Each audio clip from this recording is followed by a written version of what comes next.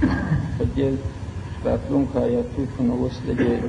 یهودو د دې بني اسرائیلو بل شناعت بیانوي، بله بدي و عیب د دې بیانوي. مخکې تر دې چې هغه شناعت بیان کړي چې د پاره د ارتکاب د محرم دوی حله جوړوله. پر دوی باندې د شنبې په ورځ باندې د مایانو ښکار حرام و چې دا به تاسې نه نیسئ، او هغه په نور اوته کې بله مایان دریاب ته راتلنه د دوی علاقې ته چې کومه علاقه دوی فقط د شنبې په ورځ راته هغه د لاس منع و علا منع کړي و. په دې ورځ به تاسې خپل کاروبار پر دوی ښکار به پر دوی عبادت به کوي.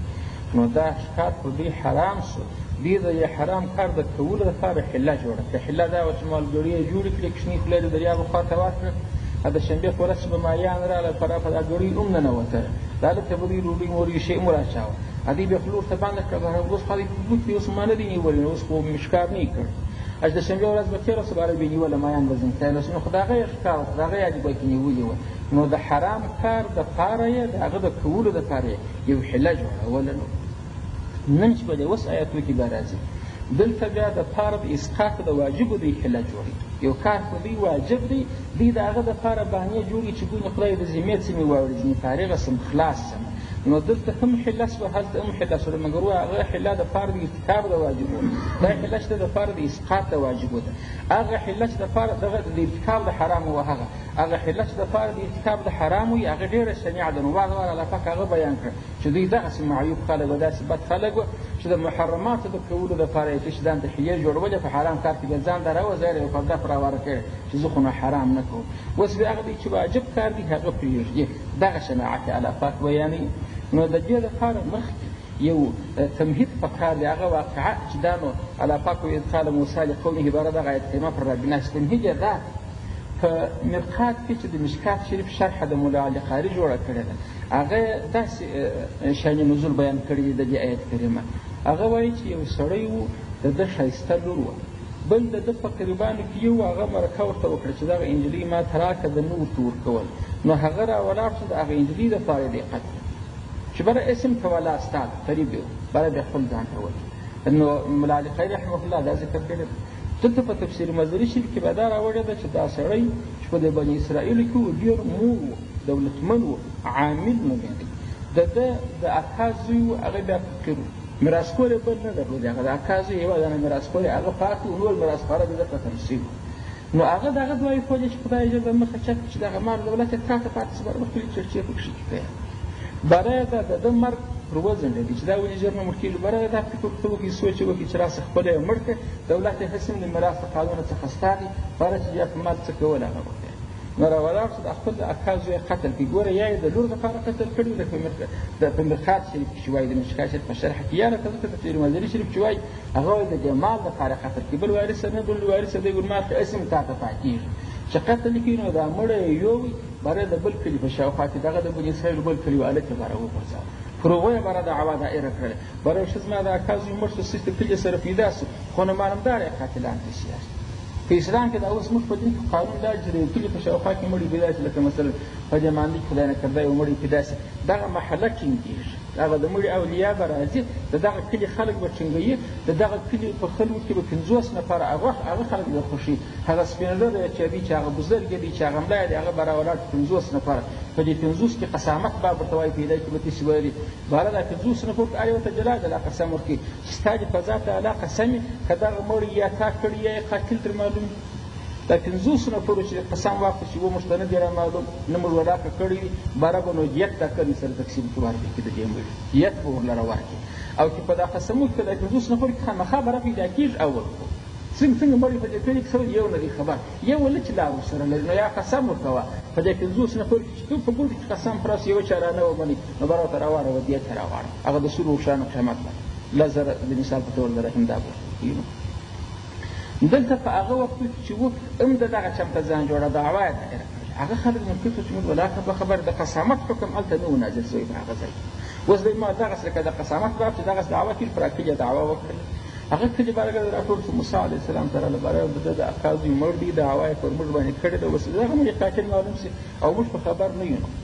د دغه کار لپاره الله تعالی څخه موسی علیه السلام غوښتنه وکړل چې دغه قاتل راته معلوم شي. الله پاک هم دغه د غوا مسله چې هغوی د سورت بقره وایي د غوا کیسه پکښې راځي، هغه دغه ده چې راغله. دغه کیسه خورا ناولاده ده، نو پر دې ټولو سورت باندې د سورت بقرې نومېږي دي، د غوا د سورت باندې وسپارېږي دي چې کیسه دغه د ما وروس راځي. کیسه تېسته معلومه شوه چې سړی را ولاړ شو د اکا زوی مړ کړي، یا د میراث لپاره چې میراث نه یوسي، یا د مثال پر د هغه لور وحسینه وه د ده خوښ وه چې هغه لور ځان ته په نکاح کړي، نو دی یې په بل کلي کې وغورځوه، پر هغه کلي دعوا وکړله چې د هغه کلي څخه اوس په تورې ونه چې ځان پکښې خلاص وي. هغه موسی علیه السلام ته مراجعه وکړه، دغه نو موسی علیه السلام ورته بیان کړي. الله وایي ته ګوره تاسې دغسې بدخلک یاست، د دغه کار لپاره چې پلان به خپله غوښتنه کول چې دا مړي معلوم شي. ما چې طریقه در وښوله برمونه بیا ځان د وریوسته کوه نه مو کوله. وإذ هغه وخت در په یاد کړئ پیغمبر علیه الصلاة والسلام چې نو دوی چې مو په یاد کړه بني اسرائیلو ته و دا یهودو و نصاراو ته چې قال وویله موسی علیه الصلاة والسلام وویل لقومه خپل قوم کې ویل ان الله بېشک الله پاک یأمرو امر کوي کوم تاسې ان په دې خبرو سره مو امر کوي تذبحو چې تاسې حلاله کړي بقرة یو غوا حلاله.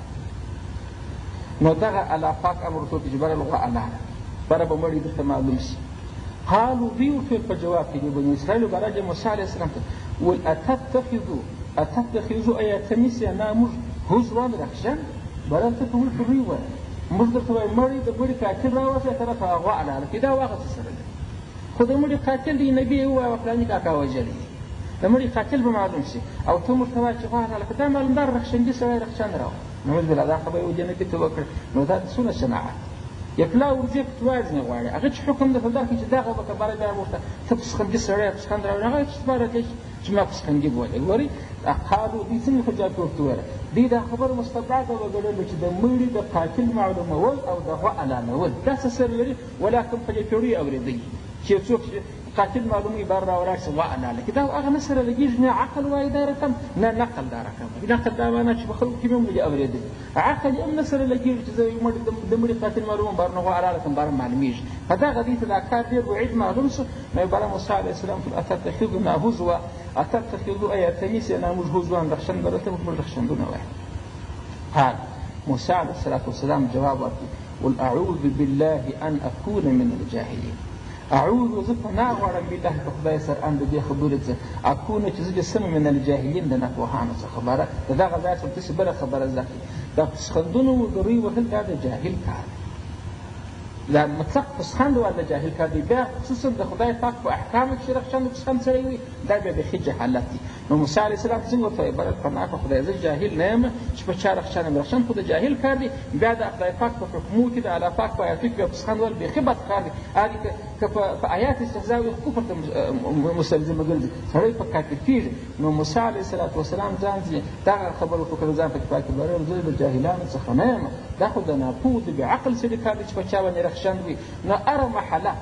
په هر ځای کې که ځوانان کې که رخشنجیان ونه پوه سه چې د جهالته ډکه په دا دنیا کې چې خلکو تعلیم کړي ولې د چا په هېڅ جامه پسې نه خاندي چې هر رقم یې خلاص کوسۍ دې اغوستی دي صدرۍ دې اغوستی ده لنګوټه دې هر رقم چې ده هلته استهزا نه وي پکښې کې په هغه ځای کې علم وده کړي تاسې یوه دا خبره په جلد مراعات کړي. دغه زموږ د وطن هر څنګه خلک چې چار څنګه جامه یي د دې ځای بینکو ته ورته شوربه ته ورته هېڅوک ورته رخشن نه وي. خو دا خلک پوه دي دماغونه د علمه ډک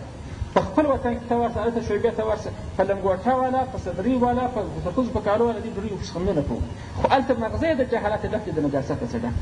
دا رخشند وهل د چا په جامه یا د چا په زره باندې دا مال د دوی د ناپوهي نقشه ده. دلته موسی علیه السلام ویل بله زه پسخندي نه یم په چا باندې پسخندم، زه جاهل نه یم ناپوه نه یم. مال هر څوک چې علم یې زیاتېږي هغونه په چا استهزا نه کوي. مال په هر لباس کې چې ته ورځې ولې شعبې ته ورسه سیدي کار به دې وزرړي رخشن نه در وایي اهانت دې نه کوي کار به دې وزرړي هره کم شي ستا اهانت نشته پکښې کړي. نو ما د دغه آیت کریمه څخه دغه یو بل استنباط کول کېږي. نو قال موسی علیه السلام په جواب کې ویل اعوذ زه پناه غواړم بالله په خدای ان د دې خبرې څه اکونه چې زه دې سمه من الجاهلین د ناپوهانو څخه دې سم دا د ناپوهه خلکو کار دی. نو معنا زه په ناپوهي نه کوم. پس نو قالوا ادع لنا ربک یبین لنا چې خبر ورته معلومه شوله چې دا خو رښتیا خدای پاک ورته ویلي چې داسې غوا حلاله کړي باره به دا قاتل درته معلوم شي. باره نو سوالونه شروع کړ. قالو دوی ویل ادع لنا ربک ادعو ته اوس نو غوښتنه وکړه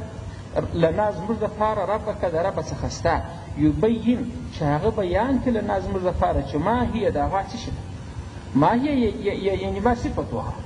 صفت د دې چې دي چې دا په څه رقم صفته چې دا اوس نو غوا الله پاک موږ غواړي چې حلاله کړي باره قاتل درته معلومېږي نو دا خو معلومداره معمولي غوا نه ده یو رقم غوا ده چې دغسې حکمت پکې کړي چې په حلالولو سره موږ ته د مړي هغه ورک قاتل را معلومېږي نو دا معلومداره یو رقم هره غوا دا کار نشي کولی پوښتنه د دغه ځای شروع کړه چې ته خدای ته ووایه یبین چې هغه بیان کړه د نازمو دپاره چې ما هي چې دغه غوا چې دی معنا د دې صفت د دې څه رقم دی پر کوم صفت باندې ده چې موږ حلاله کړو قال موسی علیه الصلاة والسلام انه بشک شان دا دی یقول د خدای وای انها دغه غوا چې تاسو په امر سوي است حلاله کړي بقره دا غوا ده لا فارغ نه دا ډېره زړه ده ولا بکر او نه دا چې ده نه ځوانه ورته ورته دغسې غوا ده چې دا نه ځوانه ده فارغ اصلي د فرق څخه دي فرق قطع ته ویل کېږي یو غوا چې ډېره زړه سي باره دغه خپلو همجنس څخه قطع سي باره هغه کارونه نسي کولی چې هغه نور غواوې کړي چا ځوانان غواوې کړي دا ځینې قطع سي ولا فارغ دون دا قطع نه ده د خپل همجنسان څخه چې باره د زړه فقط حلاله چې اماده د بل کار دپاره نه د شیدوی نه د یو بل کار ولا بکر نه ډېره ځوانه ده چې سمه دمه نوې ګستره ګلګۍ دي نو څه رقم د عوام درمیانه ده ای نسق دغه درمیانه ته ویل کېږي چې په مابینځ کې د زړوالي و د چا د نوي ځوانوالي عوام معنا یې درمیانه چې علاقه دا درمیانه شي عوام درمیانه د بین په مابینځ کې ذلکه د دغه دوه مذکورو چې دا ځواني و دا زړوالي ففعلوا تاسې فعل وکړئ ما د هغه کار تؤمرونه چې په امر سوي یاست نو تاسې خو د غوا په حلالولو امر سوي یاست نو هغه غوا حلاله کړي الله دغسې درته وایي اوس نو په حدیث شریف کې راځي وایي که دوی تحقیق نه وای شروع کړی دا ډېر تحقیق هم انسان دغسې د یو ناامیدۍ سره مخامخ کړي دا چې په هر څه دی کار لري حدیث شریف کې وایي چې که دوی هرې غوا ته ورحمله کړي حلاله کړې وای الله به دغه حکمت ور بنا کړی چې دا مړی به معلوم شوی لیکن چې دوی چونو چرا شروع کړه چې لکې وشپولې پکې وشتې په خبره چې دا به نو څه رقم وي رنګ به څه رقم وي ښکرونه به څه رقم وي کیسې یې شروع کړلې نو الله پاک خبره واره واره قرار په قرار باندې په دوی باندې راټینګول چې باره نو غوا دغه درجې ته ورسېده چې باره به پسې راسي چې باره یې چې حلاله یې کړه څرمن به د سرو زرو راډکه یې دغسې ولاکه ده کنې خو د 2 روپو غوا ورغلې وایي حلاله کړې به کار خلاصېدی مګر چې دوی ډېر په دې کې تاکید کاوه څېړنه یې کوله چې معنا ګونې خلاص شو ځینې د دغه دپاره یې دا نښېړۍ کولې نو الله پاک دومره سختي پر راوستله چې باره دغونه ګران او د تمامه شوه چې ټول قوم یې باره هغه قیمت نسو بریا کولی خو مجبوره شوله اوس نو دلته د دغه داسې چې قالوا ولنا ربک یبین لنا ما هي ما دغه شي دا پوښتنې شروع کړم حدیث شریف کې چې دې پوښتنې نه وای کړې په هر وخت د حکمت و په پای کې الله دې امر وکړي چې ففعلوا ما تؤمرون ففعلوا تاسې فعل وکړئ ما د هغه کار تؤمرون چې تاسې په امر کېږي په هغه سره چې هغه حلالول د غوا وي او اوس خو د غوا نه که دا سن و سال یې معلوم چې درمیانه سن و سال یې دی معنا نه ډېره زړه شوله نه ډېره ځوانه شوله بیا پوښتنه شروع شوه دوهم دا قالو باندې فکر کوئ دا د 3 واره قالو راځي د کار په کولو کې 3 واره خبره موسی علیه السلام پر ورکړه کوي یې نه اصلي هغه حیله یې دغه ده چې ما ورنه اخري پکښې قالو دوی ویله چې ادعو ته غوښتنه وکړه لنا زموږ دپاره ربک د ربه څخه ستا ای موسی یبین چې بیان کړي لنا زموږ دپاره چې ما لونها ورته رنګ یې څه رقم دی دا خو دې سینوسال راوښاوه چې درمیانه سینوسال یې نه ډېره ځوانه ده نه ډېره زړه ده نو رنګ کې هم راوښه چې دا اوس ابلکه غوا ده دا اوس توره ده دا اوس شنه رقم ده دا اوس ژاړه رقم ده دا رنګ یې اوس ورک ورته وایي یبین چې بیان کړي لنا زموږ دپاره واما چې دی لونها رنګ ده دې قال موسی علیه السلام جواب ورکړي والانه بشک شاندار یقول دا خدای وای چې انها دغه غوا چې د بقرة غوا د صفراء ژاړه ورته دا ژاړه غوا ده فاقع چې کیز دی لونها رنګ ده تکه ژاړه پښتو چې موږ ته چې اتک په سره کې چې معنا هغه مبالغه پکښې کېږي په هغه ژړوالي کې صفراء ژېړې ته ویل کېږي فاقع چې کیز دی لونها رنګ دغه ژړوالی هم بیخي کیز دی سره کم دی تسر الناظرین تسرو چې خوشحاله کوي الناظرین کتونکي چې څوک ورته ګوري دغه رنګ یې ښه خوند ورلره ورکوي په دې ځای کې یوه بله خبره ده چې طالبانو په دغه الوانو کې الله تعالی اثار ایښي دي د دې هر رنګ اثر چې دي د دغه ځای څخه داسې انسانان یا دا ځینې خلک استنباط کوي وایي دغه د ژړوالي په رنګ کې چې دی د اثر د خوشحالۍ کوي لکه دا زموږ څیز د کتابو وره کې چې خلک وایي ژړي وایي دا سترګې نه خرابوي د سترګو مسله نه ده د سترګو په ډاکټرینو چې دوی درمل دا ډاکټران ښه پوهېږي د دې ټول کتابونه سپینې ژړورکي کتابونه دا د سپور په کتابونو کې نشته دا ژړورکي یوازې زموږ کتابونه دي په د امریکا او لندن په جنوب په ځای کې چې وګورئ کتابونه چاپ ټول په سپین کاغذ باندې د سترګو مسله نه ده دغه ځای ته چې وګورئ چې د ژړ په رنګ کې چې دوی په هغه کې دغه د سرور د خوشحالۍ ورکولو اثر الله پکښې کېږي نو په دې خاطر زموږ څیز کار ته د دغتې دي که دوی مو نه په پوهېږي زموږ څیز ته خو را معلومېږي دغسې دغتې چې یوازې ته چې د مچ ګناه وي دا په تا بد نو انسان ته ډېر غم ورکوي. نو دا هم یو کار دی، یو ذریعه ده چې پر ژړ کاغذ باندې چاپوي، چې هغه لږ مخکې طبیعت ته سرور ورکړي چې ډېر دقت پر بنا نه شي. دلته ګوري د غوا د رنګ سره الله پاک یې د خصوصیت بیان کړي، وایي تسور الناظرین. تسور چې دا خوشحالتي دغه د دې رنګ یې خوشحالتي الناظرین کتونکي په دا ژړ رنګ کې لکه ګل د آفتاب ګردان په ګل کې په جعفري ګل کې چې هغه ژړ رنګ وي په هغه کې د فرحت اثر الله پاک ایښي. وایي د اسماني رنګ چې دی په دې کې د خوب اثر الله پاک ایښي. نو د اسمان رنګ ګوري آبي رنګ چې شي ته ورکړي انسان ته خوب راولي، خوب اوري چې ورته ګوري چې انسان د شپې ماښام بېدېږي پر خپله خوب پر نازل شي. دغه په دغه شي کې اثر دغه رقم پروت دي. نخودي رنګ چې بیا یې مثلا وایي هغه اشتها اوري، انسان ته اشتها راولي. مثلا زرغون رنګ چې دی د سترګو جد ورکشي کیږي، هغه تاثیر الله پاک پکښې کېږي. سور رنګ چې مثلا د وینې فشار زیاتوي، په د اکثر اسپتالونو کې چې اسپتال د اچې د پاري دوی هغه په خپل ساینس کې د هغه نګاه څخه چې کوم رنګ د هغه مریضانو سره مناسب وي هغه اسپتال ګوټې په هغه رنګ ورته وهي. ټول اسپتالونه ګر د په یوه رنګ باندې نه وي، هغه د مریضانو کوټې په هغه رقم رنګ دوی ورته وایي چې هغه اثر پکښې کې وکړي. نو دا وینه اثر د الله پاک په دې شیانو کېږدي. لکه مثلا په بره کې خوږوالی ایښی، په مرچک کې تریخوالی ایښی دي. په د الوانو کې هم دغه اثر الله پاک ایښي. نو دلته الله پاک حکمت ورته بیان کړي داسې چې ورته ووایه ورته دا ژړه غوا ده چې د فرهنګ کې داسې اریان یاست چې دا اوس سره کم رنګه دي، مګر و ژړوالی یې تېز ژړوالی داسې ژړوالی دی چې کتونکي چې ورته ګوري هغه ته فراحت و خوشحالي په رابنا کېږي. نو دا یې د دوهم سوال جواب الله پاک ورله راورکړي. ما دوی خو اصلي اوږه پېچله چې دا کار ونه شي، خو ما له حله ده دپاره د اسقاط واجب و غوا پر دوی الله له ولې واجب و په امر ورته وشو ففعلوا د امر څخه خو دپاره د وجوب وکړه و دا مخکې آیت کریمه پای شو ففعلوا تاسې دا خامخا وکړي ما هغه کار تؤمرون شو امر کېږي. چې امر واجب شو باید ویې کړي، مګر دی غواړي اوږه یې ورته لګېږي چې د واجبه ځان خلاص کړي. نو باره یې فرق چې څه رقم رنګ بیي چې ګونې اوس به راته وایي چې ځان یې غواړي چې باره خبره خلاصه شي. نو هغه الله پاک ورته ویل چې ژړ رنګ باره یې په دې کفایت نه وکړي. بېرته یې سوال راوګرځوه قالو بیا دوی وویل ول ادعو ته وغواړه د نظمو دپاره ربکه د خپل رب څخه یبین چې بیان کړي د نظمو دپاره چې ما هي د غوا څه رقم ده. بېرته هغه اول سوال راوګرځاوه. اول سوال خو دغه و چې باره موږ ته د دې غوا صفت نه رامعلومېږي، ځوانه ده که زړه ده. الله پاک نه ډېره زړه ده نه ډېره ځوانه ده، درمیانه ده. دویم سوال یې د رنګ وکړي چې باره رنګ یې څه رقم دی. الله پاک چې رنګ یې تک ژړ. دا دریم سوال یې بېرته اول سوال ته راجع دی. اول سوال کې بیا شروع چې را پکښې شروع کړي چې بیا هم چې دا صفت یې ښه معلوم شي تا وویله چې داسې درمیانه غوا یې یې کړي که نه یې کړي، مطلب داسې زړی ستړی سوي که نه یې ستړی سوي. ګوره هغه اول سوال هغه صفت دی بېرته ورغله، هغه کې تشریحات غواړي چې په هغه هم سم سر نسو خلاص. قالو دوی ورته ادعو ته وغواړه ای موسی د ناظمو لپاره ربکه د ربه څخه ستا کومه خبره یبین چې بیان کړي د ناظمو لپاره چې ما څه شي د هیه دغه غوا، یعنې معنا د دې هغه وصف په خاطر د سینوسال څه رقم دی. ولې ان البقره بېشکه هغه غوا چې اتا راوشول الله پاک ته وایي تشابه علینا، هغه پر موږ باندې مشتبه شو، ښه مو سر نص په خلاص ښوونه خو سوې ده که نه ده سوې، دوه واره ښوونه دلته اوس د دې مخکې په دې درېیم وار کې عذر پېښ شي. ان البقره تشابه علینا، دا غوا پر موږ مشتبه شو، تا خو راوښوله چې د درمیانه غوا یې ژړه غوا مګر پر هغه سره بیا مو سم سر ولاقه په خلاصوي دي چې نو که یې بیان پکښې کې ویسي دغه یو هغه درېیم وار دی. نو په درې وار راځه د سر نه خلاصېږي. دا یې ورسره ویل وإنا ان شاء الله لمهتدون. ول وإنا موږ چې ان شاء الله که د خدای پاک خوښه وه لمهتدون، موږ هدایت یافتګان یو، موږ لار یافتګان ان شاء الله په دې پلا به مو سر په خلاص مهتدون یې هدایت به مو سي نصیب چې دا خدای پاک راته وښیي. په حدیث شریف پر دغه ځای هم راځي باره وایي که دوی دا پلا ان شاء الله نه وایي ویلی دوی به دغه پسین د قیامته کولی د پای پر بیا لار نه وای پیدا کړې، هغه غوا ته به د دوی راه یافتګي نه وای سوی، لار بیا نه وای پیدا کړې، هغه غوا به په لاس نه وای راغلې، مګر د انشاءالله د برکاتو څخه په دې درېیم وار چې الله ورسول برای هغه غوا پیدا کړه. وایي وإنا موږ ان شاء الله معنا که د خدای اراده وه، که د خدای خوښه وه لمهتدون، موږ لار پیدا کوونکي هدایت یافته به شو برای به پیدا کړو دا غوا. نو دا درېیم غوښتنه چې وکړه بیا موسی علیه السلام جواب ورله ورکړي. ګورې سوال جواب قال موسی علیه السلام وکړل انه بېشکه دغه الله پاک یقول وایي چې انها دغه غوا چې د بقرو تم دا داسې غوا ده لا ذلول تثیر الارض لا ذلول دا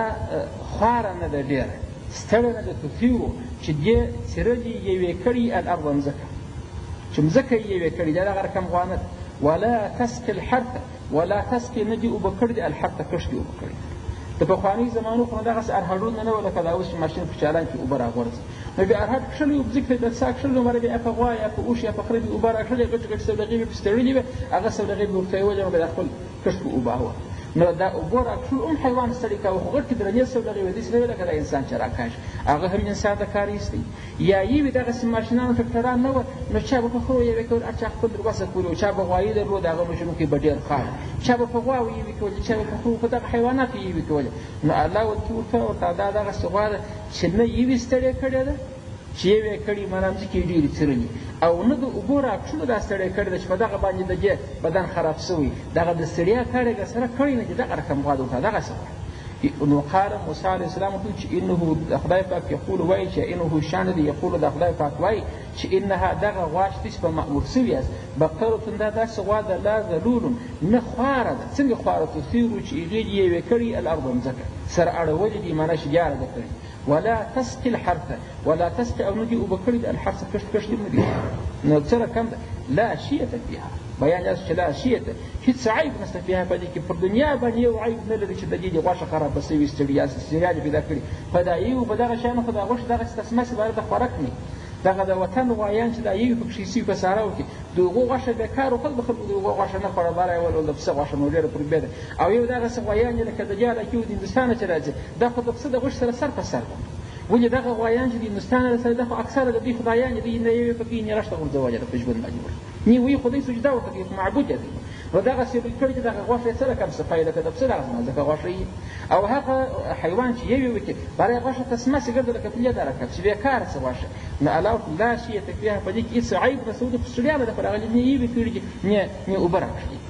هالو الآن جئت بالحق، اوس ښه محاصره سوه ګرده خبره باره نو دوی ورته وویل بني اسرائیل قالو دوی ویل الآن اوس جئ د تا راتګ وکړي بالحق په حق سره. دا نه معنا چې مخکې خبرې دي نعوذ بالله درواغ ولا اوس خبرې چې دا رښتیا سوې حق ده، دلته د حق معنا تمام دی. قالو دوی چې الآن اوس جئ د تا راتګ وکړي بالحق په حق یعنې په تمامه. اوس نو واقعي خبره روښانه سوله چې عمر یې درمیانه سو، رنګ یې تک ژړ سو، او دې یوې نه ده کړې اوبه یې نه دي راکښلې، او ډېره هر عیبه څخه سالمه ده. لا شیء مخکې هلته لا تسقي الحرث مسلمتون تورې زه راواوښتم، مسلمتون دا سالمه ده د عیبه هېڅ عیبه په بدن کې نشته، لا شیته او عیب لکه نشته فیها په دې کې. د مسلمتون تور ته اوس متوجه سو، مسلمتون دا سالمه ده د عیبه د دې په بدن کې عیوب نشته، دغه یوې وو او د اوبو راکښلو د دې غوښو رایجینې کړي نه دي، پښه یې ماته سوې نه ده، نور عیبونه نه لري. د رنګ مسلې ته چې بیا راشي لا شیته هېڅ لکه نشته داغ نشته فیها په دې کې. څه معنا؟ یو شی چې د مثال په ګرده تک جارې پر دغه ځای تور ټکی وکړي دغه ته خلک داغ وایي، باره یې ګرده ښه رنګ دي خو دا یو داغ ځان ته لري، داغي دی وایي دا شی. نو د دې رنګ داغي نه دي معنا توره ټپله نشته پکښې، سپینه کرښه نشته پکښې کې د سره څه د مخه پورې ټوله تکه جاړه ده. لا شیه دغه معنا لا شیه ته هېڅ لکه نشته داغ نشته فیها په دې کې، یعنې رنګ یې ټوله یو رقم دی. قالو دوی په جواب کې ویل الآن اوس جئت تا راتګ وکړي بالحق په حق یعنې تمام بیان یې اوس وکړي. فذبحوها فذبحوا دي بار الا لکړه هذا غوا وما کادو الله وایي نږدې نه وه یفعلون چې دي دغه فعل وکړي، دوی خو نږدې نه وه چې فعل دې وکړي. د دوی دپاره دا خبره خورا درنه وه، ځان یې دوی ایسته کوه. ولې باره ویل که دا غوا الله لسي نو خو معلوم داره چې الله پاک وایي باره یې قاتل پیدا کېږي، نو که قاتل پیدا شي خو هر یوه ځان کښې داسې نه چې څه پکښې کړه څه کنې قتل یې نه و کړی. دا قاتل خو د هره قوم څخه چې خو هغه قوم باره خوابدي کېدي، خو هغه بې باره دیت ته مجبوره کېږي، باره به د هغه بدله وکړي یا مثلا یا به پر قصاص کړي د قصاص قانونو. نو ما کادو دوی نه وه یفعلون چې دا فعل دې په خاطر د دې چې بیا به هغه قاتل معلوم شي، یا یې دا وجه وه یا ما کادو دوی نه وه یفعلون چې فعل دې وکړي. ولې لغلاء ثمنها خو ثمن یې بیخي چې شو ګران و، قیمت یې خورا ګران و، په دا خاطر دوی نږدې وه دې ته نه وه چې فعل وکړي. موږ صحیح باندې فذبحوها دي الله لکه معنا رانیوه. اوس نو د دې دپاره چې دا ثمن یې ګران و تر دې پورې تفسیر مدري شریف هغه یې واقعه راوړې ده، وایي اصل افغانو سره کمه چې دونه ګرانه وه. دغه بیان یې داسې کړی دی باره په دغه بني اسرائیلو کې یو سړی و ډېر صالح و نیکوکاره سړی، د یو کوچنی زوی درلودی. نو هغه وخت چې دی سپین ږیری سو دغه زوی یې و چې دا خو پاتېږي زما څخه بل جایداد شی خو زه نه لرم. دی خپله ډېر ریاضتکاره عامل سړی و، د الله پاک دین ته مطیع سړی و. باره دغه ګلګي د ده وه واره کشنکه ګلګي وه چې دا نو اوس څوک ورساتي چې زه مړ شمه یو څوک بېځنې بوزي بار رالی یو ځنګلک یې ورله کړه. باره الله پاک دا زما امانت دی و تا ته در کوم الله پاکه ساتنه یې پر تا چې بیا زما زوی غټ شي چې هغه ته په لاس ورشي. نو هغه خپله کورواله خبره کړه چې زه دغه بیا هم الله کې امانت ورکوم. نو باره هغه خپله ګلګي را روان کړه په ځنګله کې الله پاک ته امانت ورکړه. باره بیا یې څومره دی باره وفات شو. چې وفات شو هغه هلک و، هغه هلک هم باره غټ شو، د هغه نیک عمله انسان و. وایي هغه هلک کار دا و باره نو بوټي به یې راوړل، هغه بوټي یې خرڅول، خپل کور یې په ساتي. د ده په دې خپل مزدوري باندې د بوټو، مګر شپه چې وه د شپې به د هغه رقم یو سلس د شپې چې و په هغه کې به د آرام کوه، په یو سلس د شپې کې چې په هغه کې عبادت کوه، یو سلس د شپې معنا درې ویسه هغه به د خپل مور وسط ته ناست و، که د دې یو ضرورت معنا یا اوبه غوښتي یا راپورته کول هر کومک چې و هغه کومک یې ورله ورکوه. دا خپله شپه درې قسمه کوه، درې تقسیمه یې کړه، په یو تقسیم کې عبادت کوه، په تقسیم کې آرام کوه، په تقسیم کې د مور وسط ته کښېنستې د هغې خدمت ته په دې شپه کې دا حاضر دي. د ورځې چې کار بوټي و هغه بوټي به د راوړل خرڅول په هغه یې خپل کور چلاوه. نو برای مور یې وخت ورکړ چې دا دوست ډېر ستړی شو، برای هلکه پلار چې دې وفات کړ ده وویل موږ ګلګي درلود، برای هغه ځنګل یاد کړ، ورځه فلاني ځنګله ته بیایم و الله پاک دې امانت سپارم چې الله پاک دا زما امانت یې راپټه کړه چې زما زوی غږ شو که بیا کیدای شي دا به ساتل سوي، الله ته زما تمه ده بره بیا راوتې خرڅ دې خپل یو لاس په خلاص کړي. نو ته ورشه و هغه ځنګله ته ګوندې خدای ګلګي به دارتې، مګر چې ورسې ورته ووایه ورته زه په برکت د نامه د الله د معبود د چا د ابراهیم د اسماعیل د اسحاق د یعقوب علیه الصلاة وسلام د دغو انبیاو خدای چې دی چې هغه معبود دی معنا چې دغه خالق د کائناتو دی، د هغه په نامه تا رابولم که چیرې ژوندی و چې زه درته راځي. ولې د هغه پر نامه باندې الله پاک د الله ستا پلار د هغه خدای پاک ته دا امانت باندې ورکړی دی. خو دا ځوان هم راویوسي هغه ځنګله ته چې راغی چې هغه یې غوا ولې د هغه رقم درمیانه اوس نو غټه سوې ده، خپلونه پکې تېر سوي دي. برای یې ورته ویله چې زه په تا رابولم په معبود او په اله سره د چا د ابراهیم د اسماعیل د اسحاق او د یعقوب علیه الصلاة وسلام. هغه غوا هم ورسره روانه شوه، هله ورته ودرېده، ده په غاړه کې لاس ور واچوه، مور ورته باره بیا در غاړه ونیسه را روانه دی. دی د مور دونه مطیع و، نو په دغه ځای کې تفسیر شي لیکلي وایي فتکلمت باذن الله تعالی، وایي دغه غوا ته الله پاک خبره وکړه، په اذن سره د الله پاک خبره وکړه، باره ته د باندې سپور شه وجعلت الباره به کور ته ولاړ شي سره. وایي دوی کله چې ما ته مور نه دي چې سپور شو، نو خو مور ورته در غاړه بیا ونیسه را روانه دی، که د سپرتیا یې نه دي راکوي. نو باره وایي دا غوا ته ورته ویله چې باره که ته راباندې سپور سوي وای نو تا به په ما باندې بیا قدرت نه وکړي، د کلیسا د قدرت وتلم بیا نه در سره تلل، مګر اوس تا چې د مور ډېر خدمت کړی دی چې د هغه ته را سره ولاړ شه در سره ځي، ته د مور دونه اطاعت تا کړی دی. د مور د پلار په اطاعت باندې انسان د الله پاک ولي ګرځي. ولې د مور پلار اطاعت پر انسان باندې فرض دی، فرض عین دی. په دې کې دا نه کېږي چې فرض کفایي چې دا زما بل ورور یې کوي نو زما څه غوښتنه نه غواړي. هر څوک چې دی دا د مور پلار اطاعت هغو رضا دا پر ده باندې فرض عین دی، فرض لمونځ فرض. نو ده دا کار کړی په دغه کار سره دی د الله پاک ولي ګرځېدلی. نو د الله پاک د ولي په باره کې یو حدیث راځي چې یو انسان الله پاک ته تقرب حاصلوي، ځان ورنږدې کوي په نوافلو په د خپلو عباداتو سره. الله وایي زه بابا د ده هغه غوږ سم چې دی اورېدل خوښوي،